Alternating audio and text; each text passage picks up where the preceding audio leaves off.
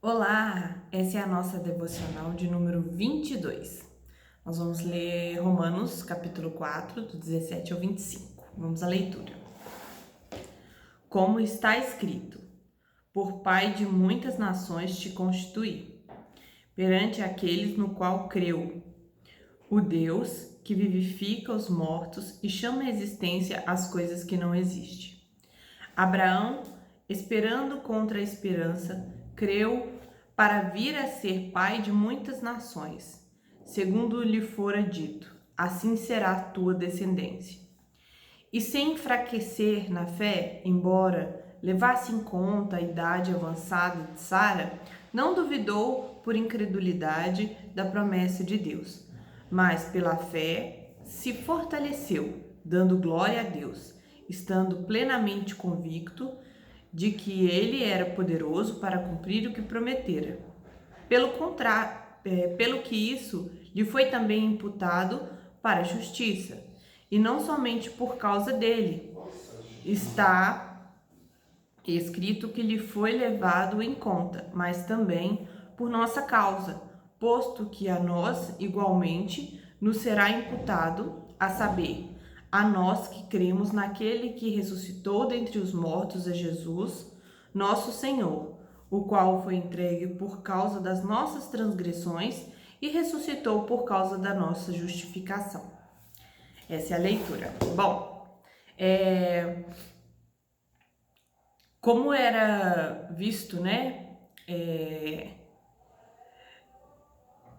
no tempo de Paulo, né, que alguém, né, como Abraão, não poderia, seria, né, no tempo de Paulo, um patriarca muito exemplar, né, um exemplo para todos, né.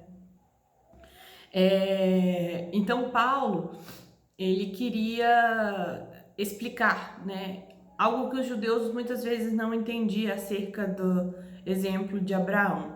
Então esse capítulo 4 que está sendo encerrado hoje, ele está mais ou menos sendo um parênteses, né, nessa carta, porque capítulo 1, 2 e até metade do 3, Paulo falou da situação da humanidade, que tem um Deus irado, que ela está separada de Deus por causa dos seus pecados.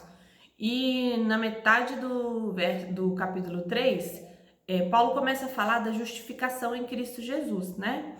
Mas aí no 4, ele meio que usa aquele exemplo de Abraão para poder fazer um esclarecimento que ele vai concluir aqui nos versos que nós lemos hoje.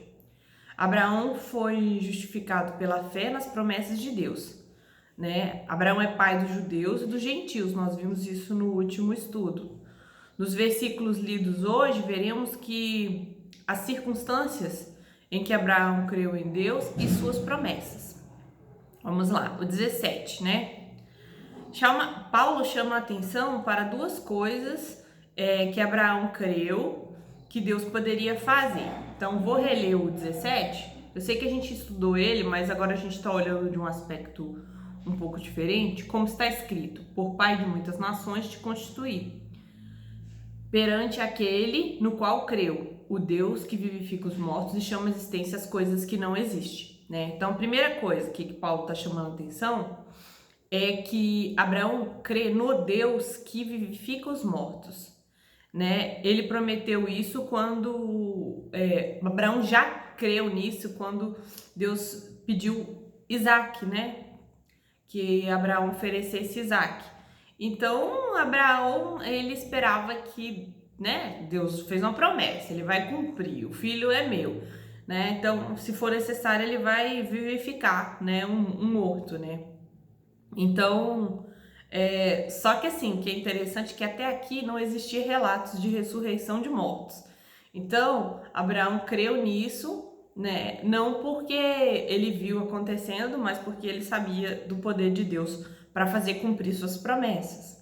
Segunda coisa que chama atenção aqui é que chama a existência as coisas que não existiam, ou seja, do nada Deus cria as coisas, né? Do nada. Ele não precisa de uma matéria-prima para criar algo. Ele traz à existência as coisas ele chama a existência as coisas, é um Deus criador, né?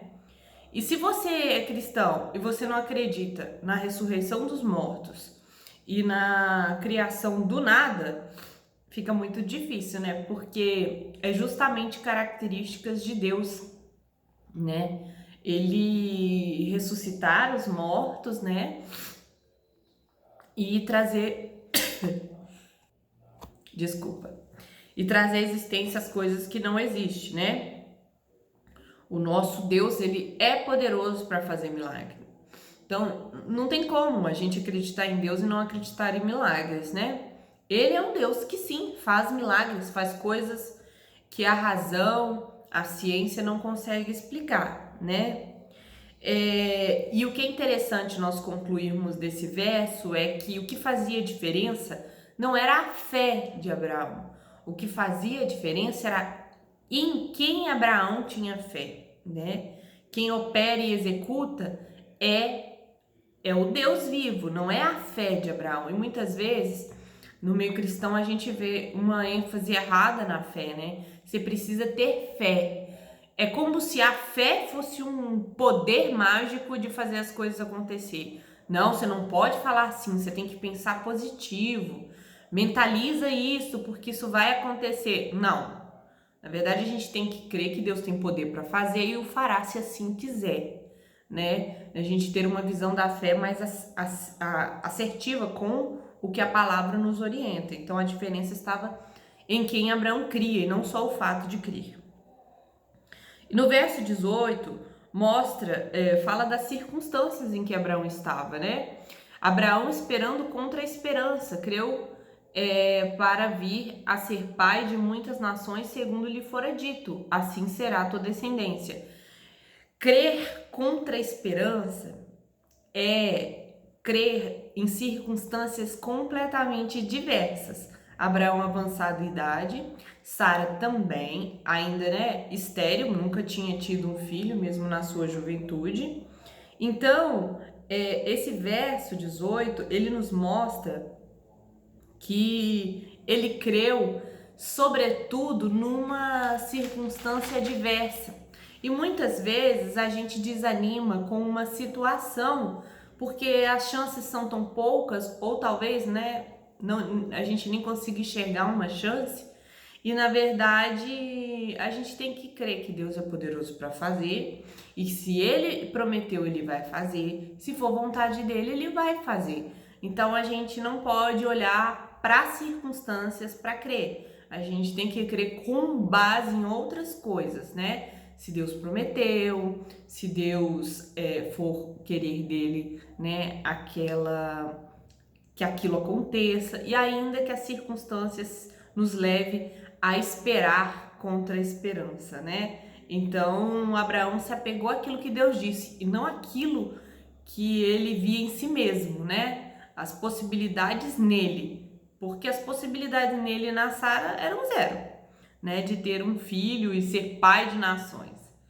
Então, chegamos ao verso 19, que diz assim: nós falamos da circunstância no 18, né? E aqui no 19 fala: e sem enfraquecer na fé, embora levasse em conta o seu próprio corpo, amortecido, sendo já de 100 anos e a idade avançada de Sara. E olha só que interessante isso. Ele não ficou fraco na fé, ele não fraquejou, né? Ele não olhou para o seu corpo e disse: isso não dá para acontecer, nunca vi isso acontecendo, não tem como, né?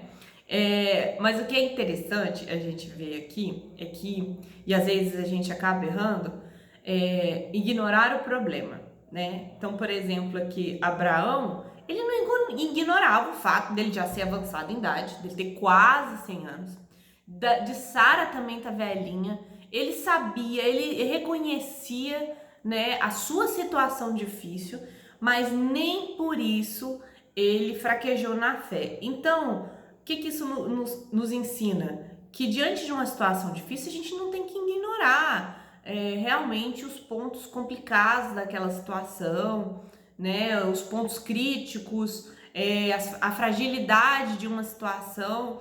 Então não é fingir que aquela realidade não existe. Não, fraquejar na fé não é você achar não falar do problema porque acha que falar do problema é fraquejar na fé. Não, Abraão tinha ciência, né, do seu corpo já. Esse amortecido mostra já, né, que é como vem de morte, né, mas que Deus faria, né, ele ressuscitaria mortos para cumprir a sua promessa, né? Então, e Sara também, né? No ventre dela havia morte, não havia mais chances de vida. Então, Abraão, ele não fraquejou na fé, não negou sua situação, mas creu, né? O verso 20, que tá falando, não duvidou por incredulidade da promessa de Deus, mas pela fé se fortaleceu dando glória a Deus. O ponto que eu quero chamar a atenção aqui não duvidou por incredulidade. Nossa fé não é baseada nas coisas humanas, nós vimos isso, nas circunstâncias, né? As possibilidades humanas de Abraão eram mínimas, quase nada. Na verdade, não era nada, a gente sabe que é nada. A circunstância era diversa, tinha uma esposa também estéril, né? Então, mais no poder de Deus, mas né, nossa fé é baseada no poder que Deus tem de fazer até o impossível.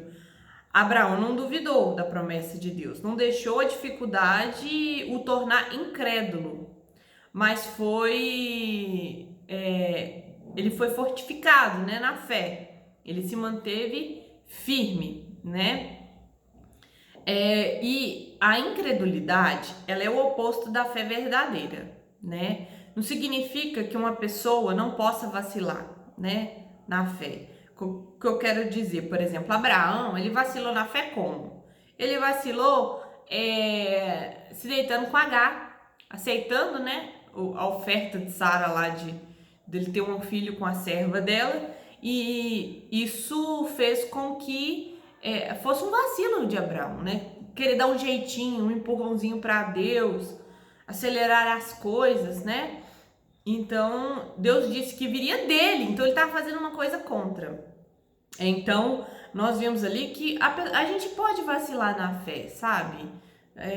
Mas assim, não a ponto de despertar em nós a incredulidade, de dizer assim, não, Deus não pode fazer isso, não, Deus não vai fazer isso, algo nesse sentido, né? E Isaac, né, significa riso, porque quando Deus falou para Abraão que ele seria pai, né, de um filho que viria dele e de Sara, ele riu, não foi rindo com sarcasmo, né? Ele riu tipo assim, gente, se eu contar ninguém vai acreditar que eu com 100 anos tive um filho, né? Então foi um riso nesse sentido. Porque, quer dizer, então assim, esse riso não foi de ha ha ha, até parece que vai acontecer, não, foi de ha ha ha, vai ser muito engraçado isso, né? A nossa fé, ela pode questionar, sabe? Até discutir com Deus, brigar, chorar e ainda ser fé, né? Eu não gosto de ficar dando exemplos pessoais, mas quando eu estava tentando engravidar, eu sabia de um problema que eu tinha desde os 19 anos, então eu já tinha ciência da minha dificuldade. Nunca ignorei essa dificuldade. Quando me casei e eu e o Thiago decidimos ter um filho, né?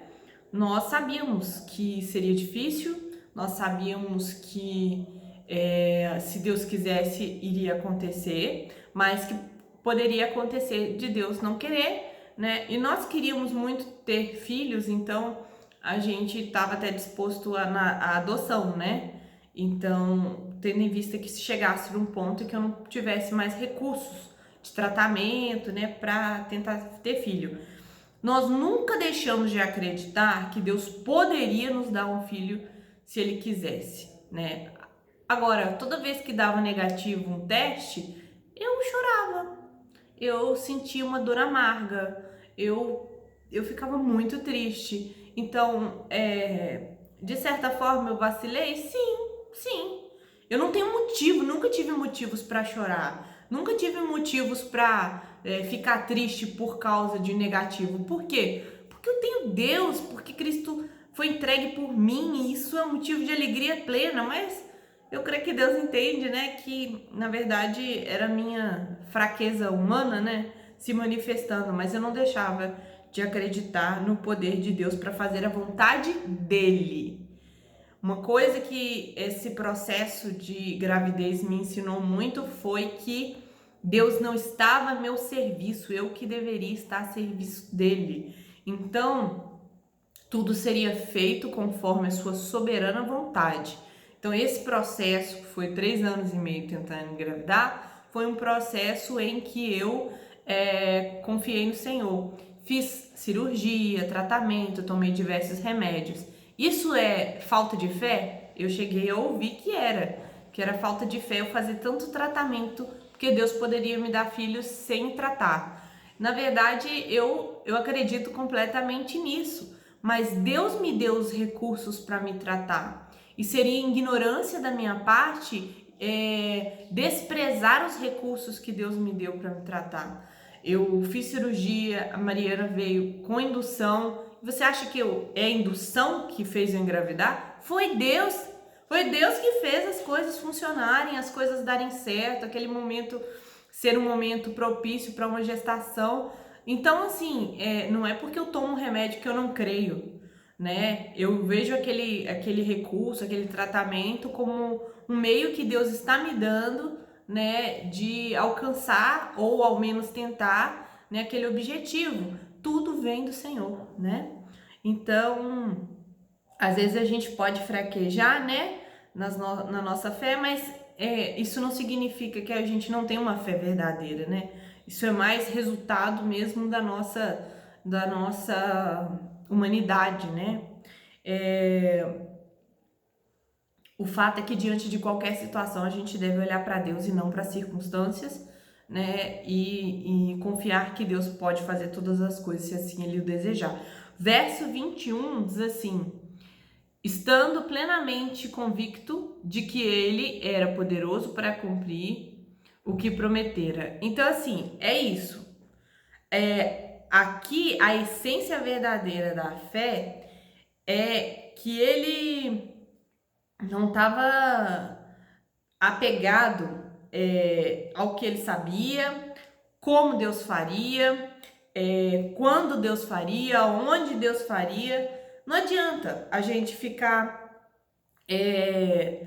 decretando coisas, sabe? Ah, você tem poder na palavra, você tem que decretar a vitória, determinar, né, como deve acontecer, né? Na verdade, não.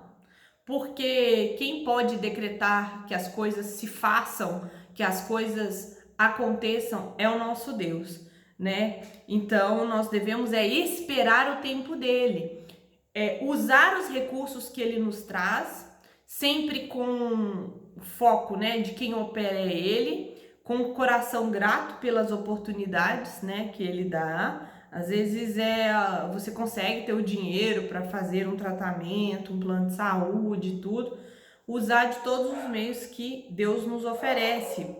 Então, Abraão aqui, ele era convicto de que Deus iria cumprir aquilo que prometeu, né? No 22, fala assim, pelo que isso lhe foi também imputado para a justiça. Essa mesma fé que servia para Abraão crer que Deus poderia lhe dar um filho, mesmo tendo quase 100 anos, é a mesma fé, né, que o salvou, né, que o justificou diante de Deus, né? Então, assim, essa é a fé que nós devemos ter. Não fé na fé, mas fé em Deus, que pode salvar, que pode curar, né, que pode nos abençoar. E no 23, e não somente por causa dele, está escrito que lhe foi levado em conta. Isso aqui é muito legal, o 23, que não somente para a justificação de Abraão, né, e sua descendência, mas para todos como ele creu, né?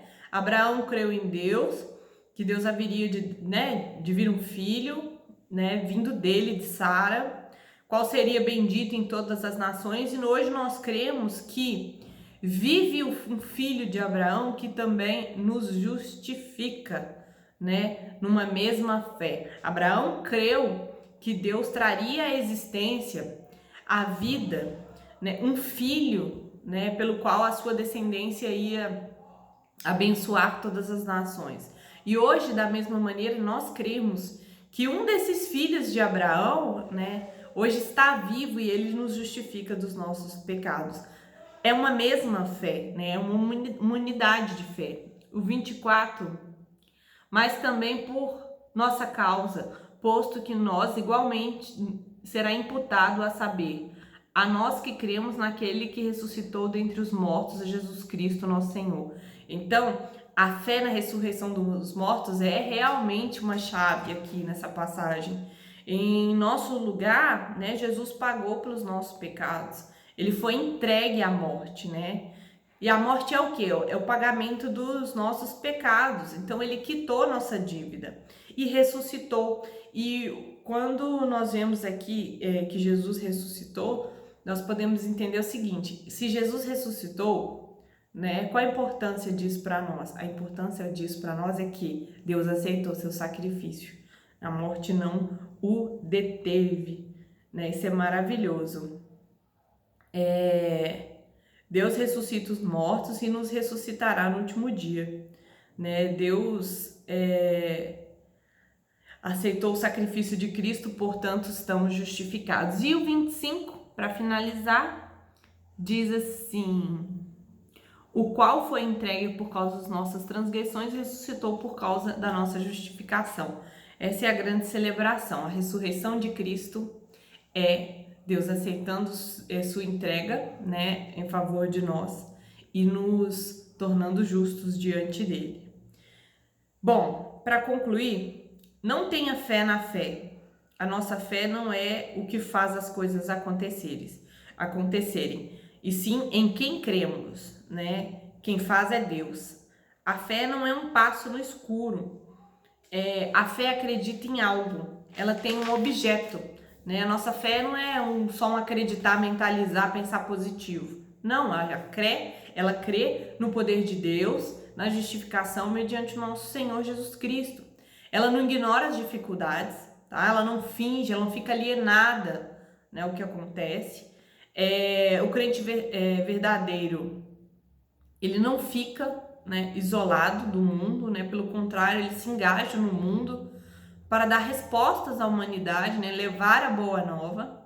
A fé vacila, questiona, sofre, mas ela não é incrédula. A fé verá se cumprir as promessas, né?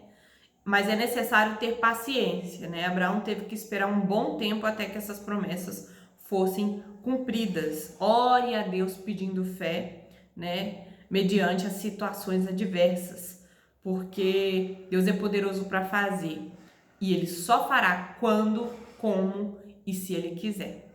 Amém? Deus abençoe.